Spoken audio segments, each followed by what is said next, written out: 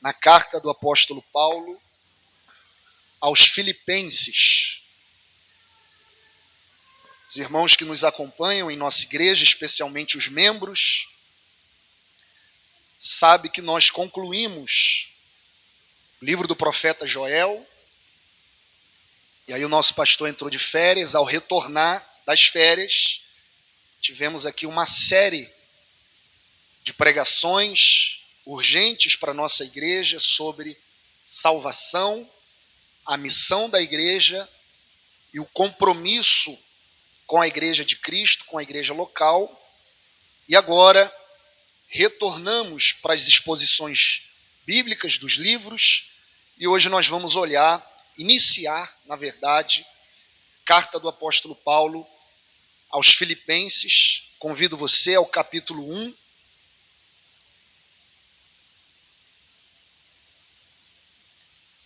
Carta de Paulo à igreja de Filipos, capítulo 1. Eu vou ler aqui na Almeida, Rodrigo, mas pode deixar na NAA mesmo, por favor. Diz o texto sagrado: Paulo e Timóteo, servos de Cristo Jesus, a todos os santos em Cristo Jesus, inclusive bispos e diáconos que vivem em Filipos, graça e paz a vós outros, da parte de Deus, nosso Pai, e do Senhor Jesus Cristo. Dou graças ao meu Deus por tudo que recordo de vós, fazendo sempre com alegria súplicas por todos vós, em todas as minhas orações, pela vossa cooperação no Evangelho, desde o primeiro dia até agora. Estou plenamente certo de que aquele que começou a boa obra em vós há de completá-la até o dia de Cristo Jesus. Aliás, é justo que eu assim pense de todos vós, porque vos trago no coração, seja nas minhas algemas, seja na defesa e confirmação do Evangelho, pois todos sois participantes da graça comigo. Pois minha testemunha é Deus, da saudade que tenho de todos vós, na terna misericórdia de Cristo Jesus.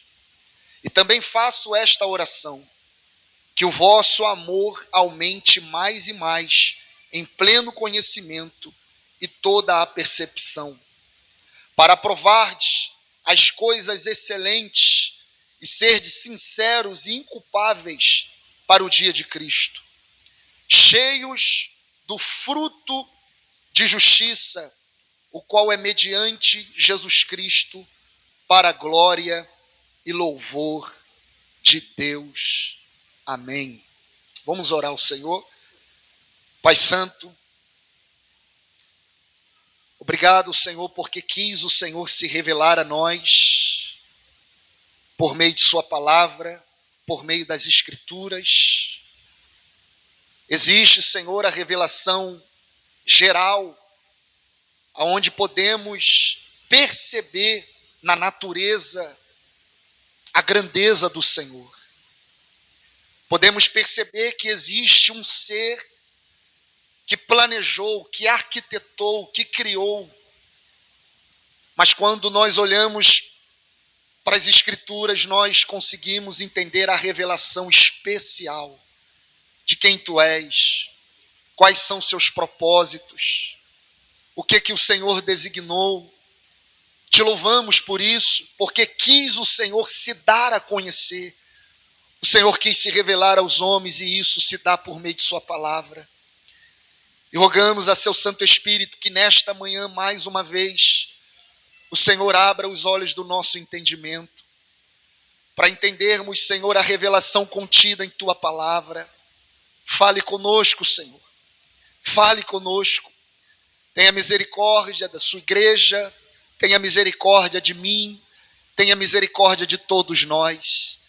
Que saiamos daqui, Senhor, certamente tendo, Senhor, o impacto de que ouvimos o Senhor falar conosco, a a fim de que o Senhor receba a glória para si, que a glória seja sua, a fim de que seu reino avance, chamando os homens à salvação, e a fim de que o corpo do Senhor seja edificado, fortalecido, robusto, maduro em Cristo Jesus.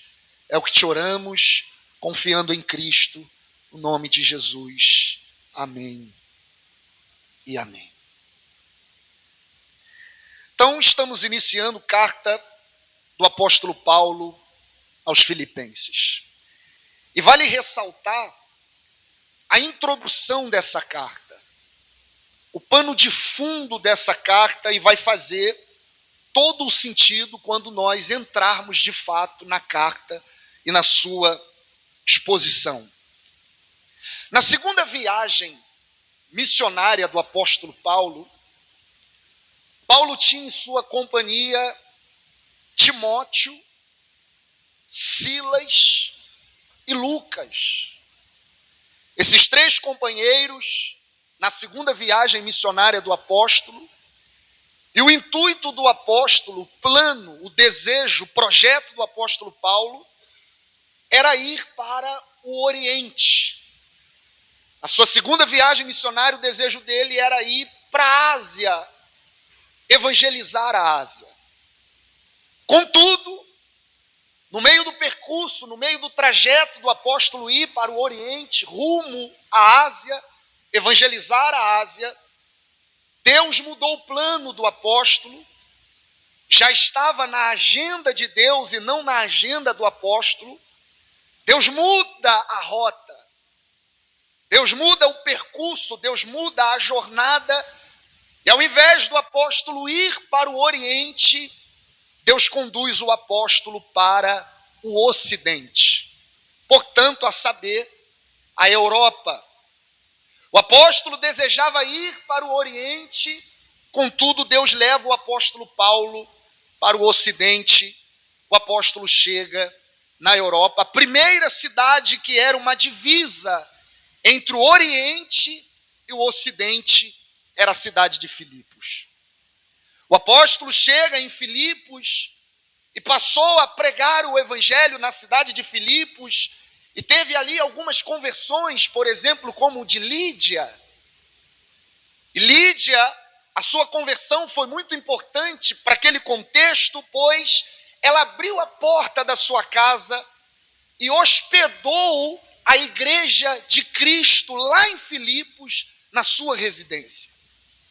Ao se converter, ela recebe e recepciona o apóstolo com seus companheiros, e ali o apóstolo passa a pregar o evangelho, e na casa de Lídia, a igreja começou, os convertidos em Cristo passaram a se reunir. Teve também na cidade de Filipos o carcereiro que se converteu e cuidou do apóstolo, levou o apóstolo para sua casa. Portanto, nasce a igreja de Filipos. Nasceu a igreja na Europa, e isso foi um divisor de águas na história do mundo. O evangelho chegou no Ocidente.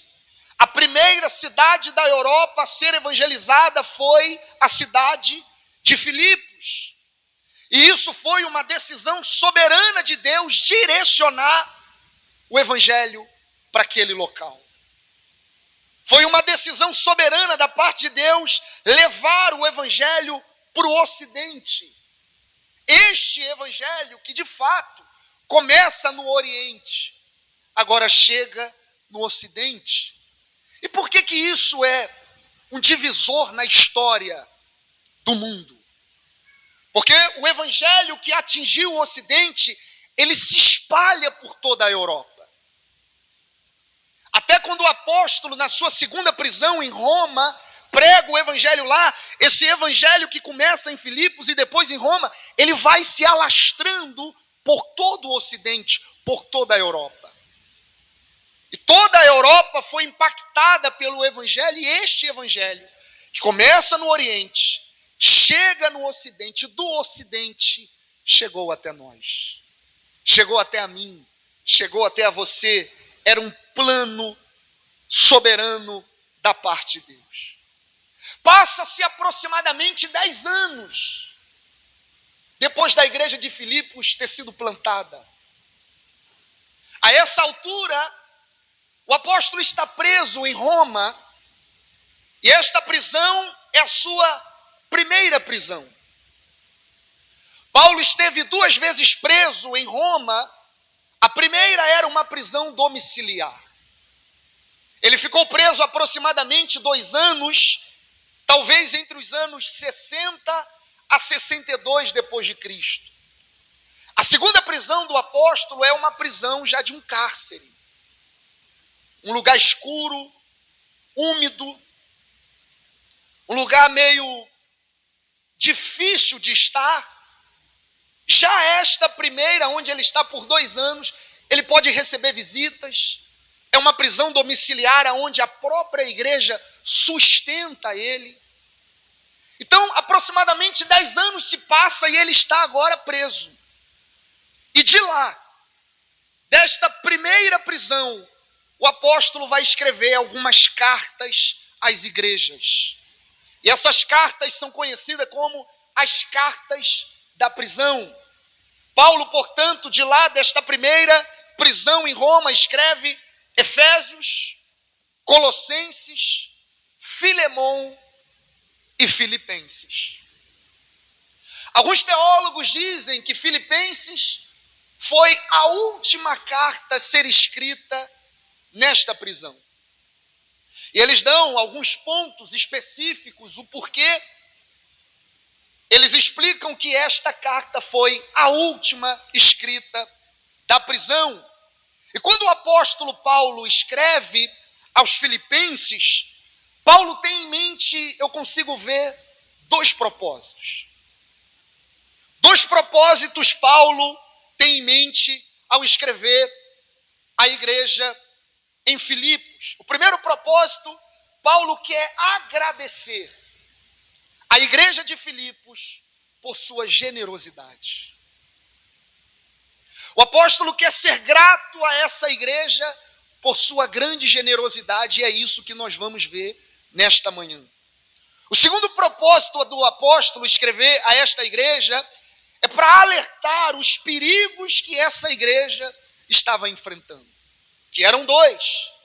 Perigo interno, a igreja estava tendo divisão, a ponto de 2 irmãs proeminentes dessa igreja, Evódia e Sinti, que estavam brigadas. E Paulo escreve para elas terem comunhão, terem paz, se entenderem. Paulo fala sobre um problema interno, que a igreja estava meio em divisão e querendo brigar. E Paulo fala sobre um outro perigo, que é um perigo externo. Os falsos mestres que estavam já atacando a igreja de Filipos. Então eu consigo perceber 2 propósitos. Primeiro, ser grato a essa igreja. O segundo, alertar os problemas que ela estava enfrentando, o interno e externo. Então vejamos agora o início desta carta, entrando já no capítulo 1, vamos ver o que o apóstolo vai tratar no início dessa carta com a igreja. Ele inicia o verso 1 dizendo: Paulo e Timóteo, servos de Cristo Jesus, a todos os santos em Cristo Jesus, inclusive bispos e diáconos que vivem em Filipos. Nós, pode deixar no verso 1, nós já podemos observar muita coisa aqui. E a gente precisa parar para observar muita coisa já nesse verso 1 e muitas aplicações nós já temos aqui nesse versículo. Primeira observação que Paulo inicia dizendo Paulo e Timóteo. E dar a entender que Timóteo está escrevendo a carta junto com Paulo, mas não é isso.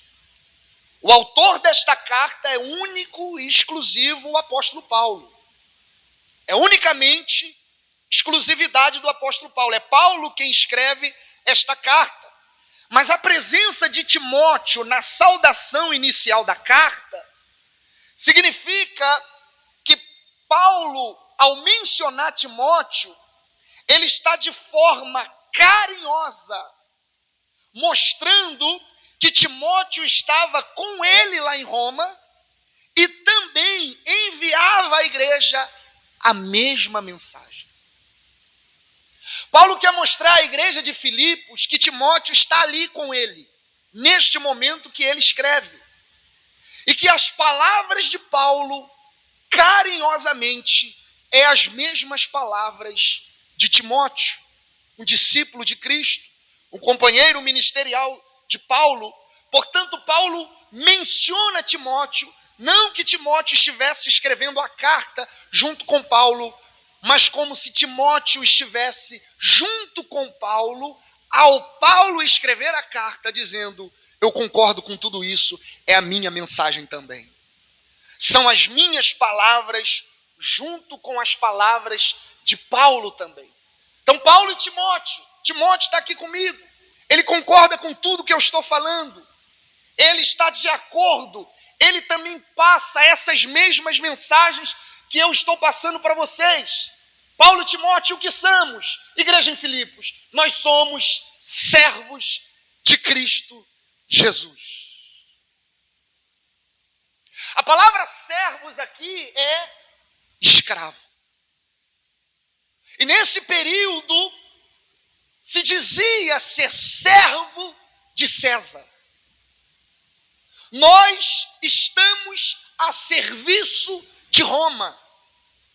Era natural se dizer que era servos a serviço de César, a serviço de Roma, a serviço do imperador, escravos, trabalhadores, funcionários de César, de Roma. Paulo inicia a carta escrevendo à igreja que eles são servos de Cristo, que eles são escravos de Cristo. Nós não estamos a serviços, em outras palavras, de César. Nós não estamos prestando serviço para Roma. Nós estamos a serviços de Cristo Jesus. Paulo e Timóteo, servos de Cristo e não de César. O que nós somos, o que a igreja é, nós somos servos de Jesus. Nós somos escravos de Jesus. Nós estamos a serviços de Jesus. Nós não somos servos da direita, da esquerda, do centro. Nós não somos servos do dinheiro, do poder, da fama, do sucesso. Nós somos servos de Cristo Jesus. Nós somos escravos de Cristo. E ser escravo de Cristo não é ser escravo de um carrasco. Ser escravo de Cristo não é ser escravo de um tirano. Ser escravo de Cristo não é ser escravo de um ditador. Ser escravo de Cristo é ter as promessas que Cristo fez para os seus servos. Quais? Muitas. Estarei convosco até a consumação dos séculos. Quais mais? Eu venci o mundo e vocês também vencerão. Quais? Em mim vocês são mais que vencedores. Quais? Aquele que crê em mim, ainda que morra, viverá. Então ser servo, ser escravo de Cristo é um grande privilégio. A igreja se tornou, por amor, voluntariamente, servo de Cristo Jesus. Daquele que o tirou das trevas e o transportou para a verdadeira luz. Aquele que nos tirou da morte e nos trouxe para a vida, nós agora somos servos de Cristo. E o nosso coração é um coração já inclinado para a adoração. Nós fomos feitos um ser para adorar o Criador. E o pecado maculou a nossa inclinação de adoração e nós queremos ser servos de coisas menores do que Cristo. O nosso coração é tendencioso a se inclinar para outro Senhor que não seja Cristo. Mas Paulo e Timóteo está dizendo à igreja em Filipos que eles são servos de Cristo Jesus. E não tem título melhor do que esse. Nós somos servos de Cristo Jesus. Outrora éramos escravos do pecado. E como escravo do pecado, não tínhamos como dizer não para o pecado. Ser escravo do pecado é ser totalmente, desculpe a redundância, escravo do pecado. O pecado diz direita e não tem como o Alex dizer esquerda. É a minha natureza ser inclinado para esse Senhor chamado pecado, até que Cristo entrou no nosso coração. Até que Cristo tirou o coração de pedra e colocou o coração de carne em nós. Até que se cumpre a palavra do apóstolo Paulo dizendo, já não vivo mais eu. Já não vive mais as minhas inclinações pecaminosas. Já não tem mais o tirano, o carrasco guiando a minha vida dizendo direita. Já não vive mais eu, já não vive mais o pecado em mim me dominando. Mas Paulo diz, agora Cristo vive em mim. O pecado diz direita, mas agora o Senhor que domina meu coração diz, Alex, eu te empodero para dizer esquerda. O pecado diz esquerda, Alex, o meu espírito que está em você te dá poder para dizer direita. Agora você diz não para aquele outro Senhor chamado pecado, você é meu servo. Então Paulo e Timóteo, servos de Cristo. Outro ponto, a todos os santos em Cristo Jesus. Olha que lindo. Nós somos servos de Cristo Jesus, vocês também são. Mais do que isso, estamos escrevendo a todos os santos. Minha irmã, meu irmão, você é santo e santa em Cristo Jesus. Nós somos santos. A palavra santos aqui não significa, nesse contexto, pessoas sem pecado. Não significa perfeição, mas significa separados do mundo para Deus. A palavra grega aqui é equivalente à palavra no hebraico kadosh, que significa santo. E para os hebreus, a palavra hebraica kadosh, santo, significa diferente de outras coisas, separado dos demais. Paulo está dizendo, vocês são separados. Vocês são diferentes. Vocês são santos. A igreja de Cristo Jesus, ela é santa. Como assim, Alex? Eu ainda peco. Ok, eu também. Como assim, Alex? Eu não sou perfeito. Ok, eu também. Mas já há em nós, por estarmos ligados em Cristo Jesus, nós já somos santos. Em Deus, você e eu já somos santos e santas.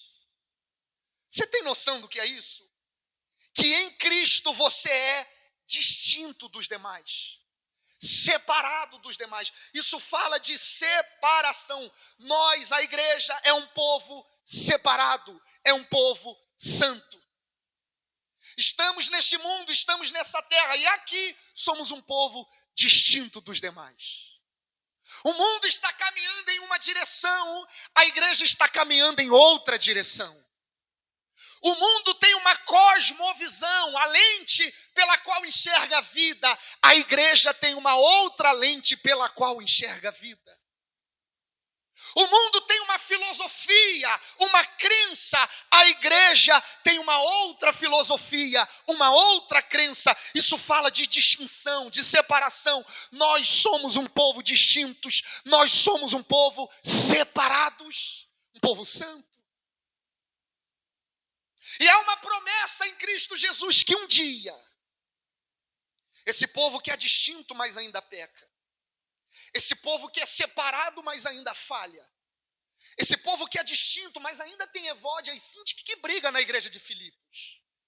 Esse povo que é separado, mas tem gente que está começando a ouvir os hereges na igreja de Filipos. Esse povo ainda falha, esse povo ainda briga, esse povo ainda escorrega. Mas há uma promessa em Cristo Jesus, que um dia nós estaremos plenamente santos, assim como Ele é santo também. É o já e ainda não. Já somos santos, mas não ainda plenamente. Já somos um povo separado, santos, comprados, mas não ainda estamos na nossa plenitude de santidade. Mas a promessa é que um dia isso vai acontecer. A igreja é um povo separado, a igreja é um povo distinto, mas nós só somos santos em Cristo Jesus. Nós não somos santos pela nossa força. Nós não somos santos pelo tanto de jejum que a gente faz. Nós não somos santos pelo tanto de escadaria que alguém sobe para ser separado. Nós não somos santos pelo tanto de monastério que no passado os homens ficavam se chicoteando para dizer o quanto eles são separados. Nós somos santos em Cristo Jesus. Nós somos santos pela nossa união com Cristo Jesus. Ele é aquele que é 3 vezes santo. E por estarmos em Cristo, nós recebemos o que é de Cristo, santidade. Nós somos santos em Cristo Jesus. Então Paulo está escrevendo a todos os santos em Cristo Jesus, inclusive aos bispos e diáconos da igreja, a liderança da igreja. Portanto, Paulo está falando com todos. Paulo está falando com a liderança da igreja, com os pastores, com os diáconos, com os irmãos, com toda a igreja de modo geral. Versículo 2. Que a graça e a paz de Deus. Que a graça e a paz de Deus. O apóstolo geralmente começa com essa saudação. Graça e paz. Graça e paz. Paulo entende que a igreja precisa de graça. Paulo entende que a igreja não vive pelos seus méritos, pelo seu esforço. A igreja depende exclusivamente da graça. E aonde tem graça, tem a irmã gêmeas da graça, que é paz. Aonde a graça chega, a paz de Deus também chega. Graça e paz. A paz aqui não significa a ausência de dificuldades. Paulo está falando daquela paz que mesmo estando na dificuldade, ela excede todo entendimento. É uma paz de Deus. Já que vocês têm paz com Deus, graça, recebam também a paz de Deus. A paz que apesar das dificuldades, a paz que apesar dos intempéries da vida, a paz de apesar de vocês serem santos, mas são falhos, essa paz de Deus vai dominar o coração de vocês e vocês vão ter comunhão ainda com esse Deus. Paz. Paulo deseja graça e Paulo deseja paz. E este é o desejo de Deus para o seu povo. Graça e paz da parte dele. Graça e paz, isso não deve ser apenas um cumprimento na abertura de um culto. Essa graça e paz talvez já se tornou algo corriqueiro, sem sentido. A fala graça e paz talvez perdeu a sua importância por ser tão repetida e falada de boca para fora. Mas o desejo de graça e paz é muito profundo. O intuito do apóstolo é que Deus derrame graça e junto com ela, paz. Nós precisamos da graça de Deus. Nós necessitamos da graça de Deus. não do nosso esforço, não do nosso mérito, não da nossa força, mas da graça, mas também da paz, para acalmar nossos ânimos, da paz, para nos guiar quando estivermos desorientados, da paz, para nos conduzir no meio do caos, da paz, para nos dar paz no meio da perturbação e da guerra, paz de Deus. Graça e paz de quem? De Deus. E quem é Ele? Nosso Pai. Esse Deus não é um ser distante. Troco as palavras de Filipos para a igreja Soma. Igreja Soma, graça e paz, não de um Deus que está longe. Não de um Deus que é transcendente e não conhece suas particularidades. Não de um Deus que está distante. Pelo contrário, esse Deus é seu Pai. Graça e paz de alguém que te conhece no íntimo. Graça e paz de alguém que sabe cuidar de você. Graça e paz de um ser que te ama absolutamente a ponto de entregar a vida dele por você. Ele é seu Pai. Graça e paz de alguém que é seu Pai. O Pai de Jesus Cristo se tornou o nosso Pai. Graça e paz de Deus. Quem é Ele? Distante? Não. Afeto. Pai. Abba. Alguém que te conhece no interior. Alguém que te sonda no mais íntimo e mais profundo do seu ser. Ele é seu Pai. Ele é seu Abba. E como Pai, Ele sabe que você precisa de graça e você precisa de paz. Como Pai, Ele conhece seu interior. Portanto, graça e paz não de alguém distante, mas de alguém relacional. Graça e paz de alguém que é seu Pai, que se relaciona com você. Que tem amor ágape, que tem amor sacrificial, que tem amor que se doa, que tem amor que se entrega, que tem amor que se dá. Ele é o nosso Pai. Guarde isso. Deus não é um ser distante. Deus não é um ser transcendente, que está muito distante e não tem como se relacionar com Ele. Deus é o nosso Pai e Ele está bem próximo para se relacionar com você. Graça e paz de Deus, nosso Pai, e do Senhor Jesus Cristo. Quando Ele coloca o Senhor Jesus Cristo, Ele está dizendo que Deus é a mesma coisa que Jesus. Jesus e Deus são os mesmos. Estejam com vocês. Versículo 3, Paulo vai falar da recordação que tem da igreja. Esses 2 versos, ele sauda a igreja, e agora ele vai falar diretamente com a igreja, e ele vai lembrar recordações desta igreja que trazem para ele gratidão. Dou graças ao meu Deus por tudo que lembro de vocês. Então ele está preso em Roma. Ele não cometeu um crime de sangue. Por isso, não foi levado para uma masmorra, para um cárcere. Esta prisão é uma prisão domiciliar. Está preso. Está algemado. Mas ele está dizendo, mesmo preso, quando eu lembro de vocês, quando eu me recordo de vocês, como eu sou grato a Deus. Ao lembrar de vocês, o meu coração se enche de louvor a Deus. Se enche de gratidão.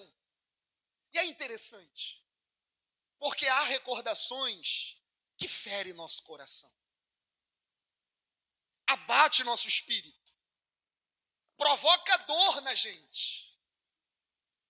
Parece que a gente sente a mesma dor quando aquilo aconteceu lá atrás.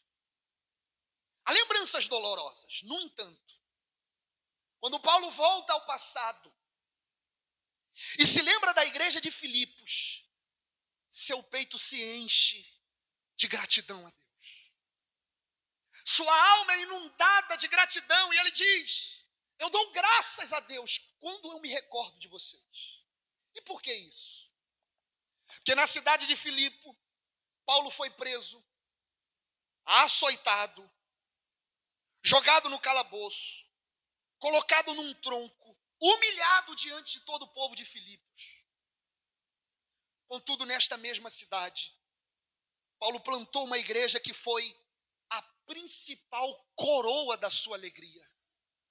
É a carta que ele fala mais de alegria, é a carta aos Filipenses. Nessa cidade, Paulo organizou uma igreja que se tornou a maior parceira do seu ministério.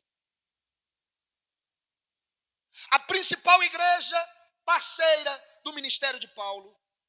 A igreja de Filipos sustentou Paulo em Tessalônica, Corinto e em Roma. Nesta primeira prisão, esta igreja envia recursos para ele. E com os recursos, envia um irmão chamado Epafrodito. A igreja manda Epafrodito nesta prisão de Paulo e junto com Epafrodito, recursos para ajudar Paulo. E Paulo diz, não tem como eu lembrar de vocês e não me alegrar. O meu coração se enche de regozijo, se enche de alegria ao lembrar de vocês. Quando eu lembro de vocês, eu dou graças a Deus. E não tem algo mais magnífico para um ministro do que uma igreja que traz ao coração dele gratidão e louvor a Deus.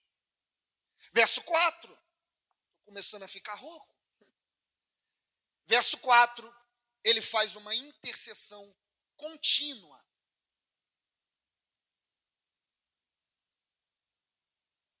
Verso 4. Quando eu lembro de vocês, eu dou graças a Deus, fazendo sempre, e este sempre é sempre com alegria, súplicas por todos vocês, em todas as minhas orações. Olha o que Paulo diz. Quando eu lembro de vocês, eu estou sempre orando. E esta minha oração de ser sempre é com alegria. Eu oro com alegria. Eu suplico com alegria por todos vocês. Paulo está preso, mas seu coração não está focado em si mesmo.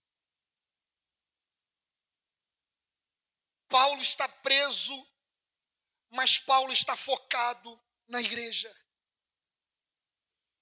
Ele não ora esporadicamente, mas sem cessar. Sempre, em todo o tempo. Esse veterano anda antenado com o céu. Em conexão com Deus. Tem seu coração voltado para Deus e para a igreja. Enquanto os filipenses lembraram-se de Paulo em suas necessidades, Paulo se lembrou deles em suas orações. Paulo está dizendo, eu estou sempre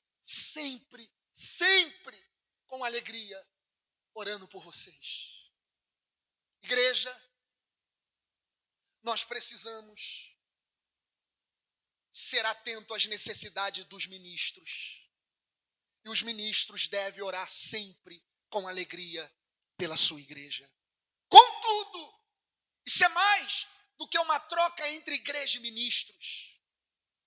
Mas isso fala de um serviço de modo geral, como o pastor falou ali para a igreja. Não honrem só a mim, mas honrem-se entre vocês. Nós devemos servir as necessidades dos demais e sempre orar uns pelos outros. Paulo está em constante oração por eles. E a igreja está sempre lembrando das necessidades do apóstolo. Não tem como o apóstolo não se alegrar por esta igreja. Do tanto que essa igreja é participante do progresso do evangelho. Verso 5.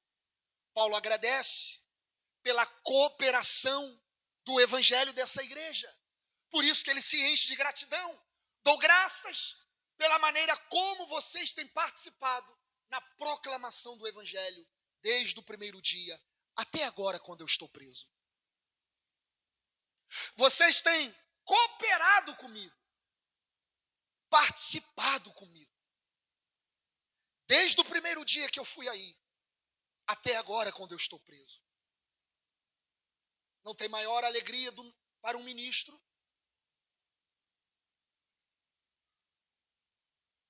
do que a igreja ser participante do evangelho com o ministro.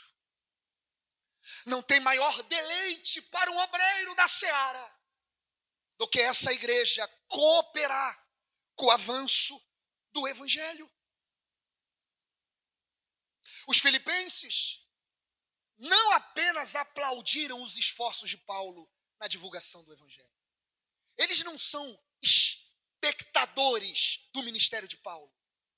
Eles são participantes do ministério do evangelho. E mais, não é do ministério do Paulo, é do ministério do evangelho. A igreja de Filipos não está apenas sendo espectadora, mas ela está participando. Eles se envolveram em seu ministério por intermédio de comunhão com ele e pelo suporte financeiro a ele. Filipenses repetidamente se mostrou interessada pelo evangelho por meio da sua contínua ajuda a Paulo. E pasmem, senhores, essa igreja era pobre. Essa igreja não era rica. Elas entenderam a importância da proclamação do evangelho e vamos cooperar. Vamos cooperar. Vamos cooperar. Se eu não falo, tem quem fala e eu apoio para ele ir falar. Vamos cooperar. Seu dinheiro também coopera no avanço do evangelho. Seu dinheiro coopera com a proclamação do evangelho. Seu dinheiro também é um meio de fazer o evangelho progredir, permanecer e avançar. Você coopera orando, você coopera pregando e você coopera ajudando, sustentando, abençoando. Essa igreja não era espectadora, mas participava do evangelho com Paulo. Versículo 6, Paulo agradece pela segurança da salvação dessa igreja. Estou certo, irmãos, estou certo de que aquele que começou a boa obra em vocês há de completá-la até o dia de Cristo Jesus. Observe as palavras do apóstolo. Eu não acho. É uma convicção. Eu estou certo.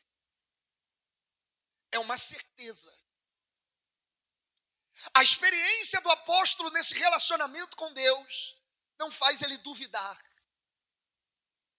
Paulo não está dizendo, eu acho que talvez.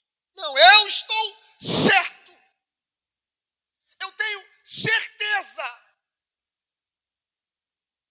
de que aquele que te chamou lá no início, quando você nem sabia a Bíblia direito, você nem entendia o que era a Bíblia,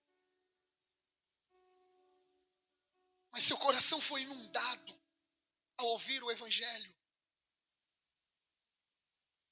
E desde aquele dia lá que ele te chamou lá atrás, Paulo está dizendo, eu tenho certeza que aquele que te chamou lá atrás, que começou, que deu start. Você sabe que o cristão ele nasce duas vezes, né? Nascimento biológico, nascimento natural e o novo nascimento, o nascimento do alto. O nascido de Deus. Os ímpios nascem uma vez só e morrem duas vezes. O ímpio nasce fisiologicamente, biologicamente, nasce, mas ele não nasce do alto. Ele não nasce de Deus. Ele não nasce do céu. E ele morre. A morte física e a morte eterna. A destruição eterna. O crente nasce duas vezes e morre uma única vez. Só a morte física.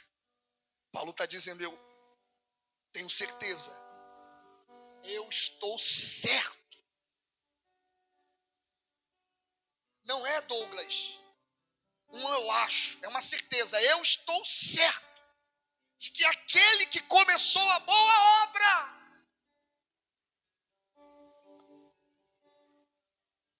ele vai completá-la até o dia de Cristo Jesus. Ai, isso enche meu coração. Nos decretos de Deus, a nossa salvação já foi consumada. Põe pra gente Romanos capítulo 8, versículo 30. E aos que predestinou, a esses também chamou. Antes da fundação do mundo, ele foi predestinando você. E a esses que ele predestinou, no tempo e no espaço, chamou. E aos que chamou, a esses também justificou. E aos que justificou, a esses também glorificou. Observe que todas as expressões estão no passado, ou seja, já aconteceu. Na eternidade do lado de lá, você já está justificado, predestinado, chamado, justificado e glorificado. Na eternidade do lado de cá, nós já fomos justificados, estamos sendo santificados e seremos glorificados. Do lado de lá, você já está salvo, consumado. Aquele que começou a boa obra em você vai completar até o dia final. Se dependesse da gente, a gente já teria abandonado há muito tempo. Se dependesse da gente, a gente já teria ido embora, a gente já teria largado. Se o controle da nossa vida estivesse nas nossas mãos, a gente já teria batido em alguma rota da vida, desviado o percurso, desviado a rota. Mas quem começou a boa obra na sua vida, ele diz que vai completar ela até o final, irmãos.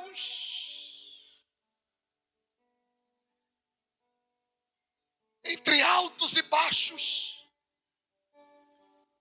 entre momentos de muito fervor e muita frieza, ele está dizendo, sou eu que te sustento, sou eu que te conduzo, sou eu que te garanto. Lembra das dificuldades que você disse, meu Deus, não sei como eu saí dessa. Meu Deus, eu pensei que tudo ia desmoronar, mas ele disse, a minha graça te basta. Aqui ainda gememos sob o peso do pecado. Aqui ainda vivemos em um corpo de fraqueza. Aqui ainda somos um ser ambíguo e contraditório. Aqui ainda tropeçamos em muitas coisas. Contudo, quando Cristo voltar, seremos transformados. E vai se cumprir Apocalipse, quando a igreja estiver diante dele, Ageu, e vai dizer, ao Cordeiro de Deus pertence a salvação. Isso fala que a igreja estará lá reconhecendo, não foi o meu braço que me trouxe para cá, não foi o meu esforço que me trouxe para cá, não foi o tanto de crente que eu era, mas foi o sangue do Cordeiro que me preservou até o final. Teremos um corpo de glória semelhante ao corpo de Cristo. Não haverá mais dor, nem pranto, nem morte. Quem começou a boa obra em você não foi você mesmo. Não foi você que se salvou. Não fomos nós que nos salvamos. Porque se fosse a gente ia perder ela amanhã. Mas quem nos salvou não perde para nós mesmos. Quem nos salvou não perde para o diabo. Quem nos salvou não perde para a morte. Quem nos salvou não perde para o pecado. Quem nos salvou vai nos manter salvos até o fim. Creia que aquele que começou a boa obra vai completar até o dia de Cristo Jesus. Então mesmo naquele dia que o barco balançou e você pensou que ia pique, que ia largar tudo, família, casa, casamento, foi Ele te preservando, segurando na tua mão e dizendo: sou eu que te preservo até o fim. Para começarmos a encerrar, versos 7 e 8, Paulo agradece pela estreita relação fraternal com aquela igreja. Aquele que começou a boa obra vai completar até o dia de Cristo. Aliás, é justo que assim eu pense de todos vocês. Vocês estão salvos, garantidos. Porque eu os trago no coração. Seja nas minhas algemas, seja na defesa e confirmação do Evangelho. Pois todos vocês são participantes da graça comigo. Paulo fala que aquela igreja estava participando com ele nas suas algemas. Essa igreja, como nenhuma outra, foi solidária a Paulo em suas prisões. Paulo fala que essa igreja está na defesa e na confirmação do Evangelho. Seja nas minhas algemas, seja na defesa e na confirmação do Evangelho. Vocês estão defendendo o Evangelho comigo. E vocês também estão proclamando o Evangelho comigo. E também Paulo fala que aquela igreja, ele tem muita saudade por ela, a ponto de ter o mesmo sentimento que Cristo tem por ela, ele tem, versículo 8. Pois Deus é testemunha da saudade que tenho de todos vocês. Paulo tinha muito desejo de vê-los. Já tem 10 anos que se passou e Paulo não os vê mais. Paulo tem um desejo de vê-los. Ele diz: eu tenho muita saudade de todos vocês, no profundo afeto de Cristo Jesus. Ou seja, o que Paulo está dizendo é o que suspira pelos crentes de Filipos é a mesma compaixão de Jesus Cristo. Ele os ama como Jesus os ama, no profundo afeto de Cristo Jesus, assim como Cristo ama vocês. Paulo está dizendo, é o mesmo amor que eu tenho por vocês. Paulo está falando dessa estreita relação de afeto. Verso 9, Paulo ora para que o amor deles aumente cada vez mais. Também faço esta oração, que o amor de vocês aumente mais e mais. Em quê? O amor aumente mais e mais em quê? Em conhecimento e toda a percepção. Que vocês cresçam em amor, em conhecer e perceber. Paulo ora para que eles cresçam em conhecimento e discernimento. Conhecimento e discernimento. Paulo ora, ou seja, por uma igreja madura. Que vocês progridam no conhecimento e percepção, discernimento. 3 aspectos ele fala aqui. Primeiro, Paulo ora para que eles cresçam no conhecimento e na percepção. Para quê? Verso 10. Para que vocês aprovem as coisas excelentes. O que é isso? A palavra que Paulo usa aqui para provar é um termo grego que fala sobre o metal ou a moeda, com o fim de verificar se é genuíno, se é puro, sem falsificação. Paulo está dizendo, eu oro para que vocês cresçam no conhecimento e discernimento, para vocês atestarem o que é bom e o que é mal. Para vocês discernirem o que vocês devem escolher, coisas boas ou coisas más. Para que vocês aprovem as coisas excelentes, percepção. Uma igreja madura, uma igreja que sabe discernir, uma igreja que está crescendo no conhecimento de Deus e na percepção, no discernimento, que sabe aprovar, averiguar o que é bom e o que é ruim, o que edifica e o que não edifica, o que presta e o que não presta, o que santifica e o que não santifica. Segundo, para vocês crescerem no conhecimento e na percepção, para os crentes serem sinceros e inculpáveis. E sejam sinceros e inculpáveis. A palavra que Paulo usa aqui para sincero significa sem mistura, puro. Para que vocês sejam puros. Sincero, que vem do latim sincero, fala de pureza, sem mistura. E ele usa inculpáveis, dá a ideia de que o cristão jamais seja uma pedra de tropeço para o outro. Para que vocês cresçam no conhecimento e discernimento, para discernir as coisas, o que é bom e o que é mal, e para vocês serem puros, e não ser pedra de tropeço para ninguém. Para vocês serem puros e não ser pedra de tropeço para ninguém.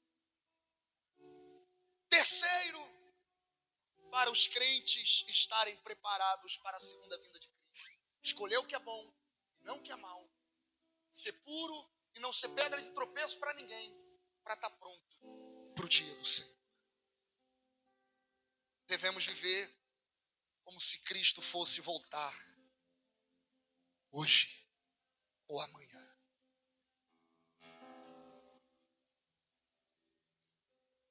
Esta é o início da carta do apóstolo, com profunda gratidão por essa igreja. A primeira igreja da Europa. A primeira igreja do Ocidente. A qual ele amava de todo o coração. E uma das mais principais no seu apoio ministerial e progresso do Evangelho. Verso 11, a gente encerra.